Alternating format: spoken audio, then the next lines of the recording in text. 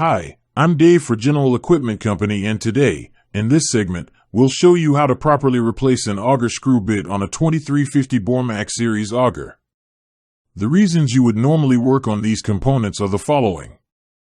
The auger screw bit is worn beyond useful service life, causing the auger to dig ineffectively. This may mean the outside cutting edges are severely worn and/or the fishtail tips of the screw bit are worn away.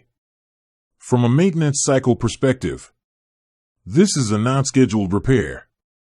The tools or gear you will need are the following: a pair of safety glasses, a plastic hammer, a 1/4 inch diameter straight punch, 2 1/2-inch wrenches. Depending on the diameter of the auger, the screw bit you will need is one of the following.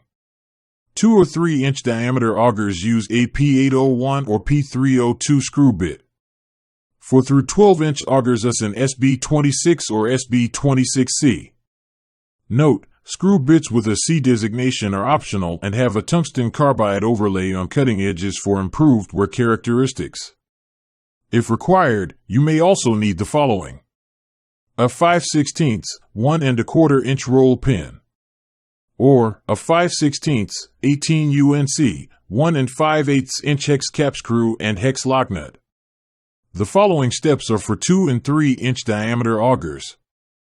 First, using the hammer and the 1/4 inch straight punch, drive the roll pin out that holds the screw bit to the auger. Next, remove the worn screw bit plus any accumulated dirt and debris from the screw bit mounting area. Moving forward, inspect the screw bit mounting area for excessive wear or damage. If excessive wear or damage is present, remove the auger from service and discard it. Finally, insert the new screw bit, align the holes with the auger drive axle, and drive the roll pin into the hole until it is flush with the surface of the auger axle. These next steps are to be used on 4-inch through 12-inch diameter augers. First, using the 1/2-inch wrenches, remove the bolt and nut holding the screw bit to the auger. Next, remove the worn screw bit plus any accumulated dirt and debris from the screw bit mounting area. Moving forward, inspect the auger drive lug for excessive wear or damage. If excessive wear or damage is present, remove the auger from service and discard it. Finally, insert the new screw bit, align the holes with the drive lug, and secure with the new bolt and nut that came with the screw bit. That does it for this segment.